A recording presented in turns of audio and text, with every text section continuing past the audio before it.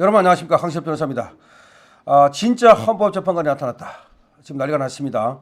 정영식 헌법재판관, 외모도 진짜 헌법재판관 다 와요. 그런데 어제 홍장원의 거짓말을, 이 거짓 프레임을 사실상 조곤조곤 조목조목 하나하나 깨뜨렸습니다. 홍장원이가 말하는 것이 지금 제2의 태블릿 PC 아니냐, 다시 말하면 윤석열 대통령을 얽어넣기 위한 하나의 공작 아니냐라는 얘기가 있는데요. 사실상 이 민주당의 오염된 발언, 특히 박선원을 만나면서부터 홍장원의 발언이 이상해졌다는 얘기가 나오고 있거든요. 그러니까 대통령께서 전화를 이제 홍장원한테 했을 때 싹 잡아들이라고 하는 말은 간첩을 잡아들이라는 말이었고, 그 다음에 대통령이 지금 지원하라는 말, 방첩사를 지원하라는 말은 정보라든지 예산을 가지고 지원하라는 말이었다는 것이죠. 그런데 지금 홍장원이는 이것을 완벽히 둔갑을 시켜서 그것이 체포 대상자 명단을 주면서 어떻게 한동훈이라는 말까지 했습니다. 정치인을 잡아들이라고 했다. 이렇게 둔갑을 시켰습니다. 그리고 체포 대상자 명단이라고 하는 것을 방첩사령관 여인영이 불러줬다고 얘기를 하는데, 사실은 뭐 검거 요청이라 이렇게 얘기했다는데, 아니 지금 국정원은 검거를 할 수 있는 인력도 없고 그런 어떤 시설도 없거든요. 그런 어떤 노하우도 없습니다. 그런 권한도 없습니다. 근데 무슨 검거를 요청하느냐라고 물으니까 검거 요청은 아니고 위치 추적이었다, 이렇게 말을 바꿨습니다. 그런데 대통령의 말씀에 의하면 국정원은 위치를 추적할 수 있는 그런 기능도 없답니다. 그러니까 지금 대공사건이 전혀 없거든요. 그렇기 때문에 전혀 방첩사령관이 거기다가 왜 도대체가 그런 부탁을 하게 되냐. 방첩사가 바로 간첩 잡는 것이고, 간첩 잡는 인력과 그런 어떤 노하우와 그런 시설과 조직과 이걸 모두 갖고 있는데, 방첩사령관이 왜 도대체가 국정원장도 아니고 국정원 1차장, 그것도 국정원 1차장은 해외 파트거든요. 여기다가 전화를 해서 도대체 검거를 요청하고 체포 대상자 명단을 불러주고 그렇게 했겠느냐. 체포를 하면은 오히려 방첩사가 하는 거지, 그 말이고요. 그 다음에 또 이제 체포를 한 다음에 방첩사에 구금한다고 방첩사령관이 국정원 1차장인 홍장원한테 얘기를 했다는 거예요. 거기에 대해서 우리 또 정영식 재판관이 역시 날카롭게 물었습니다. 아니 이 지금 방첩사령관 같은 경우는 그 침묵, 다시 말하면 이 정보를 갖다가 잘 지키는 것이 임무인데 그렇게 당신한테 미주알 고주알 다 알려줬겠느냐라고 또 물으니까 거기에 대해서는 대답을 제대로 못하는 등 아주 횡설수설하고 그렇게 혼비백산하는 모습을 보였습니다.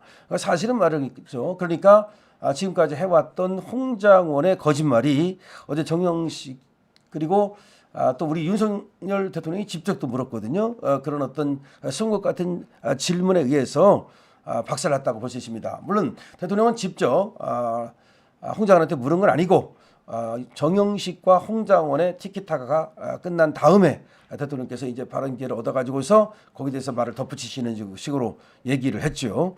자, 어제 그래서 결국은 소득이 있었다면 국회 측 증인인 홍장원이가 이런저런 우리한테 불리한 말을 했지만 거기에 대해서 우리가 반대 신문을 하고 또 법원에서 정영식 재판관이 또 송곳 같은 질문을 함으로써 사실상 이 거짓 프레임을 깨뜨렸다.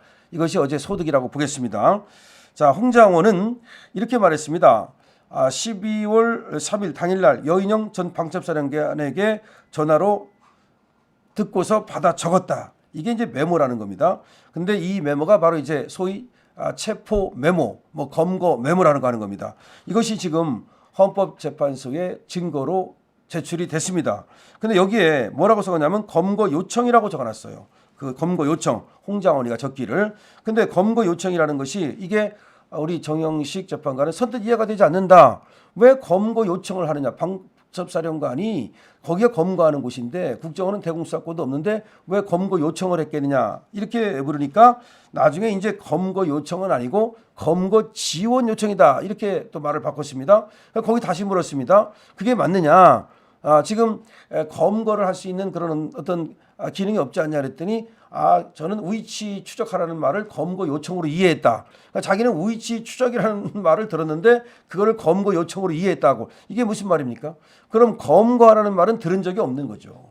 근데 위치 추적을 하라는 말을 검거 요청으로 듣고 그렇게 써놨다는 겁니다. 이게 말이 안 돼요. 받아 적는데 그럼 의시 추적이라고 했는데 그걸 검거 요청이라고 받아 적습니까? 이게 말이 안 되잖아요. 그래서 나중에 대통령께서 아니 국정원은 의시 추적도 못한다 이렇게 딱 이제 들이댄 거죠. 그게 사실은 검거 요청도 아니고 의시 추적 요청도 아니고 없었던 거지 그런 게. 그래서 이 받아 적었다는 것이 또 웃기는 것이 자기가 뭐 밖에 있어가지고 적을 만한 그 상황이 아니어서 흘려서 막 적었다. 그래가지고 나중에 뭐 보좌관한테 정서를 시켰다 이렇게 얘기를 해요. 그래서 우리 측 이제 대리인단이 그 보좌관이 그런 말 안 하더라. 안 적었다 그러더라. 그랬더니 보좌관이 여러 명 있다. 또 이런 식으로 이제 둘러댔습니다. 어쨌든 간에 지금 지금 홍장원이죠. 홍장원이가 뭐 여인영으로부터 듣고서 받아 적었다고 하는 이 검거 메모라고 하는 것이 제2의 태블릿 PC라는 말이 나오고 있습니다. 제2의 태블릿 PC라는 말이 왜 나옵니까? 원래가 최순실이 사실은 국정농단을 했다라고 하는 것이 그 어떤 태블릿 PC 그것이 증거다. 거기에 보면 연설문을 걷다가 고친 흔적이 있다. 뭐 그런 프레임을 뒤집어 씌웠던 거 아닙니까? 마찬가지로 쟤들이 윤석열 대통령에게 내란죄를 뒤집어 씌우기 위한 하나의 그 공작품 그것이 바로 이 메모다. 특히 검거 메모라고 하는 것이다는 거죠. 근데 이것이 조작됐다는 거죠.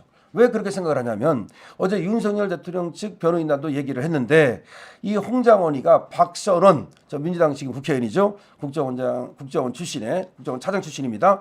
이자를 만나면서부터 말이 바뀌었다는 거죠. 이자를 만나면서부터 사실은 공작이 시작된 걸로 보입니다. 민주당에 오염되는 겁니다. 그러니까 이제 홍장원의 진술은 말이죠. 그렇게 홍장원의 진술이 왔다 갔다 하다 보니까 여기가 이제 흔들리기 시작했고 어제 정영식 재판관이 진짜 재판관이 여기를 딱 파고들면서 사실은 홍장원의 프레임은 많이 깨졌다고 봐야 됩니다.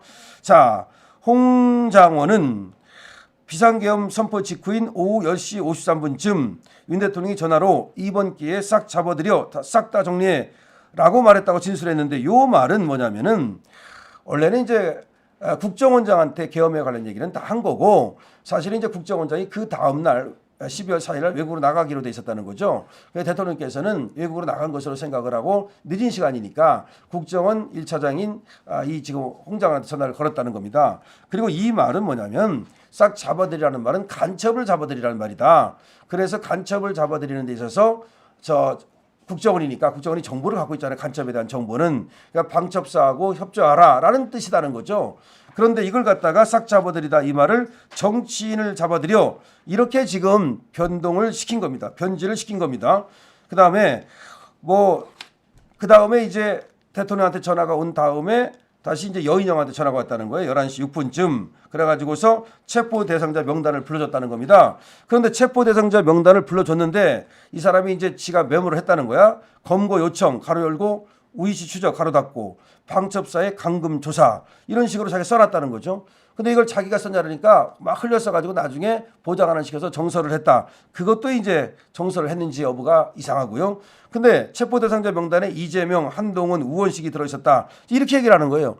그러니까 간첩을 잡아들이는 것과 정치인을 잡아들이는 것은 너무 다르지 않습니까? 그러니까 이제 정영식 재판관이 여기에 의문을 품고서 검거를 요청했다는 것은 검찰 조사에서도 말을 안 했는데 여인영이 검거를 요청한 것이 맞나요? 라고 물으니까 위치를 추적해달라고 했습니다. 그것이 체포 대상자의 검거를 위한 것이라고 이해했습니다. 검거를 요청한 게 없다는 거야. 위치 추적해달라고 그랬다는 거야. 그럼 검거 요청하고 위치 추적이 어떻게 갔습니까? 그러니까 다시 재판관이 검거를 해달라고 여인영이 굳이 말할 필요가 없지 않나요? 왜 국정원이 체포를 하러 다니나요? 국정원에 체포할 인력이 있나요? 라고 물었어. 그러니까 홍장원이가 국정원이 수사권이 없으니 체포할 권한이 없습니다. 경찰이 체포를 하니 공조할 수 있는 능력은 있습니다. 이게 무슨 말이야? 그러니까 체포할 능력이 없는 거야. 괜히 경찰이 어쩌고 경찰하고 그럼 국정원이 경찰 뒷공문이 따라다닌다는 말입니까? 말도 안 되는 소리고. 정영식 재판관도 물었습니다. 그러면 검거 지원이라고 적는 게 맞지 않나요? 그러자가 홍장원이가 깊은 생활하고 적은 게 아니라 생활하는 대로 갈겨놓은 거라 합리적이지 않은 걸 인정합니다. 이게 무슨 말이야? 그러니까 사실은 검거 요청이라는 말도 들은 적이 없고 의시 추적이라는 말도 들은 것이 없는 것 같아요. 사실은 말이죠. 정 재판관이 또 이렇게 물었습니다. 방첩사령관은 정보를 민감하게 보존하는 사람인데 그렇게 체포 명단을 불러주고 방첩사에 감금하라고 했을까요? 또 이 말을 붙였습니다. 그러니까 그런 말을 안 했을 것 같다. 지금 더군다나 이 방첩사령관은 정보를 민감하게 생각하는 사람인데 그거를 전화로 불러준다? 그걸 믿기 어렵다는 얘기를 딱 한 겁니다. 사실은 말이죠. 얘가 이제 이런 말을 했어요. 홍장원이가 여인애가 불러주는 걸 들었다. 듣다가 보니까 이게 미친 얘기 아니야? 이게 뭐 이런 얘기를 하지? 그리고 그때부터 잘 안 들었다. 이렇게 말했거든요. 그러니까 여기를 딱 파고들었습니다. 정영식 재판관이. 아니 그러면 미친 얘기를 한다고 해서 잘 안 들었다면서 어떻게 기억을 합니까? 딱 맞잖아요. 아니 당신이 여인애가 미친 얘기를 해가지고 뭐 미친 얘기를 하고 있네. 그렇게 생각했다면서 어떻게 그 얘기를 정확하게 그렇게 듣고 기록할 수 있습니까? 라고 물으니까 여러 가지로 급박하게 돌아가는 상황에서 뭐 기승전결해서 맞춰서 할 수 있겠습니까? 다시 말하면 정영식 재판관의 순국 같은 질문에 홍장원이가 왔다 갔다 한 거죠. 그러면서 홍장원의 진술의 신빙성이 상당 부분 깨진 겁니다. 이렇게 되면은 저 문영배라든가 이미선, 정계선 쟤들 그냥 뭐 재판 하나마나 무조건 저쪽 결론을 정해 내오는 애들 걔들은 저쪽 편을 들겠지만 우리 보수가 또 거기 4명이나 있거든요. 저번에 4대 4일 때 그 4명 이런 사람들은 이거 홍장원이 말 못 믿겠네. 우리 쪽으로 지금 상당히 지금 신빙성을 우리 지금 변호인단 그리고 윤석열 대통령의 말에 맞출 가능성이 많습니다. 윤석열 대통령이 마지막에 이제는 티켓타가 오고 난 다음에 그런 얘기를 했어요. 간첩 업무와 관련해서는 국정원은 정보가 많으니까 방첩소를 지원해 주라고 한 거다. 계엄 관련 얘기는 이미 국정원 장관 다 얘기를 했기 때문에 계엄 관련 얘기는 국정원 1차 장관 할 이유도 없었다. 그런 얘기를 했습니다. 그러니까 이제 결과적으로 요 말을 정영식 재판관들과 우리 보수 또 정상적인 그런 어떤 재판관들은 믿을 것으로 생각을 합니다. 진짜 재판관 정영식이 나타남으로써 저 홍장원의 거짓 프레임이 모두 깨졌습니다. 제2의 태블릿 PC를 깨부셨습니다. 정영식 재판관 훌륭하다는 얘기 하고 싶고요. 우리 여러분들께서 이 방송을 많은 곳에 공유하고 댓글 달고 구독하시면 더 많은 사람들이 이 진실을 알게 됩니다. 강신업 TV입니다.